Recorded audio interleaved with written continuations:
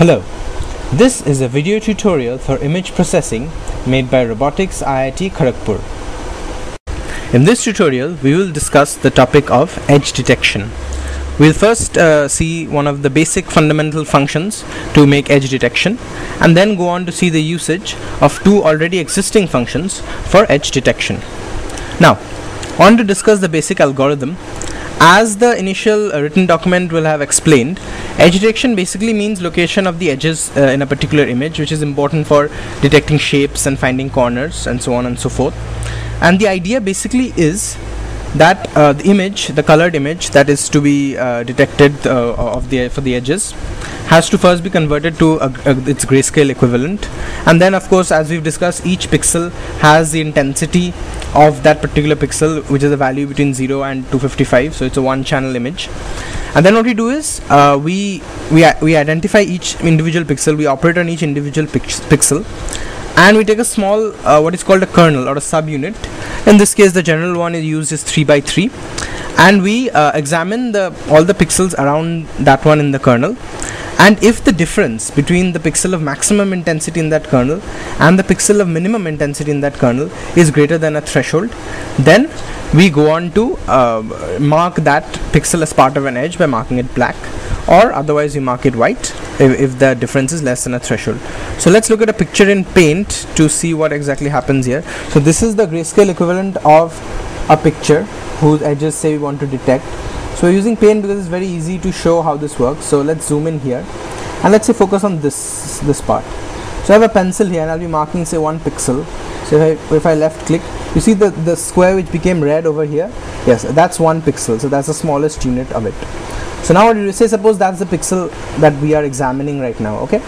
And what we do is now we look at the pixel kernel around it. So this one, this one, this one, sorry, this one, this one, this one, this one, and this one. But that's the 3 by 3 kernel. Now obviously prior to me marking this, you had seen that one of the pixels was black and the ones and the upper ones were white. So in this grayscale equivalent, the white pixel will give a very high intensity, while the black pixels or the darker pixel will give very low intensity. So the difference between these two will be significantly high, and that will make that particular pixel, which was marked, if I'm undoing all of this particular pixel will be marked as part of an edge. On the contrary, if you say take a pixel somewhere here, and then you see you see the pixels all around it, if you see the kernel all around it, you'll see that the difference will not be very high, it will be very small in this particular case, and that will again make the demarcation to not be of an edge. So in the final binary image, where black represents edge and white represents not part of an edge, this pixel will be marked as white. So you can see how this is basically the way in which each pixel is traversed one at a time. The surrounding pixels are observed in a 3 by 3, again a 3 by 3 kernel, and based on the difference, that particular pixel is either marked as part of an edge or is marked as not part of an edge, either black or white. So having seen this is the general function, and you will find the code in the written tutorial. Also, this is of course just a function. It takes an IPL image as a parameter, and it takes a threshold, which is the threshold that we are going to discuss, that we are going to use rather. If the difference is greater than the threshold, it will be an edge, otherwise it won't be an edge. Now that is something variable, of course, and is usually done through trial and error. Of course, in more advanced functions that have been created, automatic thresholds are made, and we'll see those functions in a short while. Now the basic structure of the function is simple enough. We first declare the variable which will contain the result, then the various variables needed to operate on the image. Then we create and we initialize the resultant image variable, the IPL image pointer, with the necessary parameters. Now in a loop we go from we basically traverse across the entire image, of course leaving the first and the last set of pixels, because they'll be come under the kernel. So we do that, and then what we do is we set the value of the middle intensity as as the reference point for finding out the maximum and the minimum, as in the if it's greater than that, it will go into the maximum variable, or if it's less than that, it will go into the minimum variable. Then we have a 3x3 loop. This represents a 3x3 kernel from the previous row to the next row, and the previous column to the next column of that particular pixel. So that leads to a 3x3 kernel, inside which we take the intensity value of each of the pixels, and a grayscale equivalent, of course. And if it's greater than the maximum, we put in the maximum variable, or if it's less, we put in than the minimum, we put in the minimum variable each time. Having gone through the 3x3 loop for the kernel, then outside that, while still remaining inside the first loop, the first nested loop, that is, we compare the values of max and min. If the difference is greater than a threshold, we mark it 0, otherwise we mark it white, 255 or white, and then return the image. So this is of course just a general function. In the resources section, you will find an actual program utilizing this function, both for a single image and for a video. So let's just see how the single image function works. This has already been copied here. If you look here, here's the IPL function edge detection, and then you have the void main and the edge detection for a single image. So let's build this program. It's basically the same program, only in the main function. The module has been used to use that edge detection function for a particular image.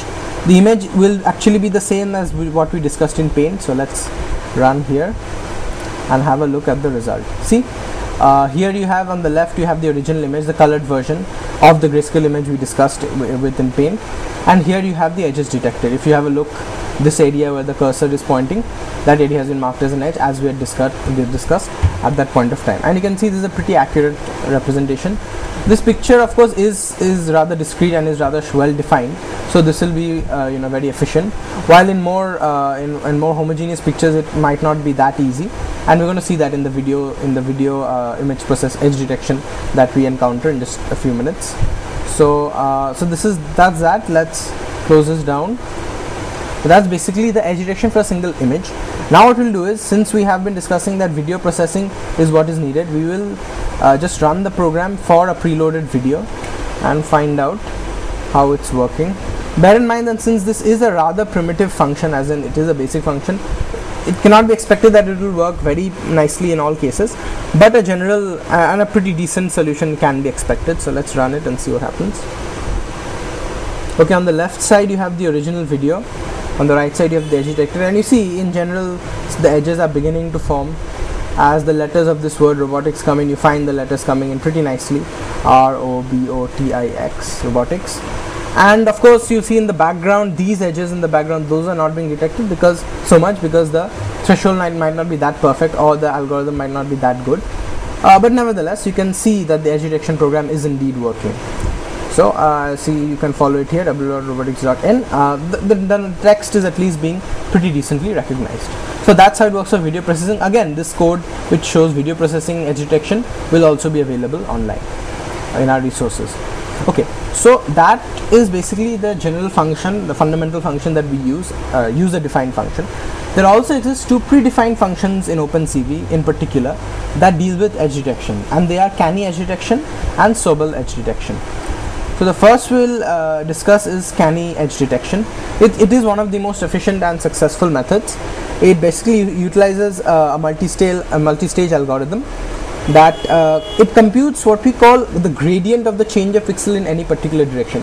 In a way, the fundamental concept can be thought to be similar to this basic algorithm that we discussed, as in discussing the kernels around this one, but it's slightly more advanced and slightly more efficient. It computes a gradient, or rather the rate of change of the pixels, pixel intensities in any particular direction, and if that change or that gradient is sufficiently high, greater than a particular threshold, then that pixel is demarcated as part of an edge. Now the canny edge function also takes another threshold as a parameter, not just the upper one, and this is called the lower threshold, or so what this does is, if the gradient is less than this lower threshold, then that pixel is point blank categorized as not part of an edge. While if the gradient happens to be in between the lower threshold and the higher threshold, then certain more complicated methods are run upon that pixel to find out if it is linked perhaps to a pixel that is already known to be part of an edge, or some such other criteria. And this so a more complete picture can be seen of whether that pixel is really part of an edge or not. and this entire process is called thresholding by hysteresis. We won't go into the details of this, but essentially that is how they work. It's a multi-stage algorithm. So just to see how the Canny edge detection works, and there's one more difference, of course. In the output image of Canny edge detection, the edges are represented by white and the background is represented by black, but that's not a fundamental difference, it's just a difference in the application.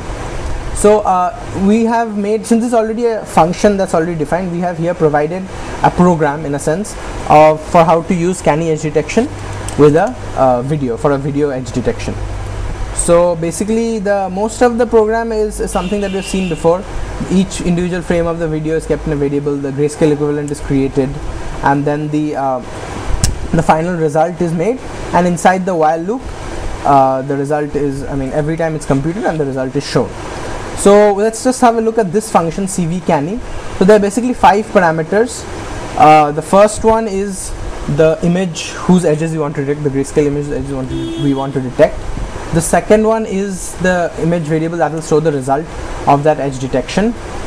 The next 2 parameters are the basically the thresholds that we are talking about, the lower threshold and the upper threshold.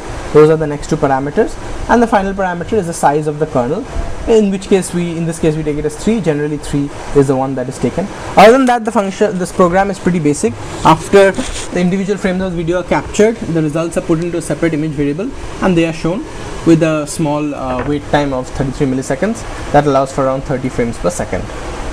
So to run this also, we'll just copy this program into our Visual Studio and see how it works. Just a sec. Let's build this, and we see that it has been built properly, and let's run the program and see what happens. Again, similar to the previous cases, on the left you have the actual video, on the right you have the edge detected video, and you can see how it's a bit more efficient than the previous case, how more edges like some of the holes around it are detected, and how the edges detected are more precise and more accurate, because again it's a perfected function. So this is basically the CV Canny function, and again this code is available, the proper syntax for using it. And last but not least, another popular operation for edge detection is called Sobel edge detection. It uses the Sobel operator, which calculates not the gradient but rather the approximate opposite of the gradient of the image intensity function. It uses something called convolution kernels of 3 by 3 dimension and gets the gradient at each point, and is basically another, in principle, is not so different from the rudimentary method that we had used. And basically the gradients are computed in the direction of each axis, and that determines whether or not the pixel is part of an edge. Regarding the usage of Sobel function, the program has been provided here, but there are a few niches, a few nooks and crannies that must be taken care of, and that is this. Basically for CV Sobel, it also has 5 parameters. The first one is the image, the second one is the result, and the next 2 parameters represent the derivative that we want to compute. As in, the first of the next 2 parameters represent the x derivative and the second represents the y derivative. By putting it as 1, 0, we are showing how we want the first derivative of the in the x-axis, and that is what we will base our edge detection upon. More complicated functions require more other types of derivatives rather, but we will not go into that. Simply put, we will just use 1, 0, and again the final parameter is of course the size of the kernel that we want to use, which is again 3. There is one more thing to be noted, and that is that for Sobel functions, the result has to have a greater depth in bits than the source image. We had studied about what the image depth in bits means while learning how to declare images. Usually we use the macro IPL_depth_8u, which represents an unsigned integer, 8 bits. But in this case, if our source image is a grayscale image of 8 bits whose bit length is 8 unsigned, then in this case our resultant image should have at least 16 bits. And if you look here at the highlighter, you find that IPL_depth_16s. This is the 16-bit signed image for the result of the Sobel edge detection. This is something that is both supported and required by the CV Sobel function for proper operation. Now in the function itself, what happens is it has 4 parameters. The first one is the source image, that is a grayscale image. The second one is the resultant image of edge detection, a binary image. And the next two parameters 1, 0, well, the first represents the kind of derivative we want in the direction of the x-axis, and the second is for the y-axis. So this 1, 0 basically means we want the first derivative in the x-axis and the second, and we do not need a derivative in the y-axis for knowing our pixels, our edges, while the final parameter again refers to the size of the kernel, in this case 3 by 3.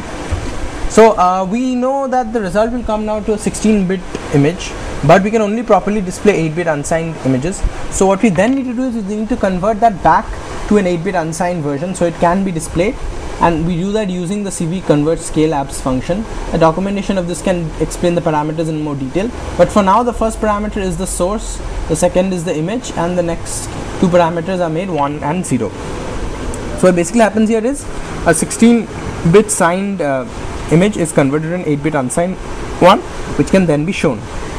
And since for this particular program, since we are not needing the grayscale equivalent of the image any further, I'm using one particular variable both for the grayscale intermediate and for the result, since the parameters required of both are same, and also to save space. So that's why it's called gscale_res for result, because it's used storing both the grayscale intermediate and the final result. But that's just a procedural point, it's not something to do with the algorithm.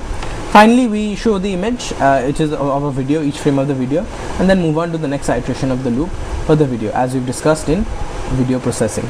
So similar to the previous case for canny edge detection, we'll just quickly copy this and see how it works. We build the function, wait for it to be built, and we run it.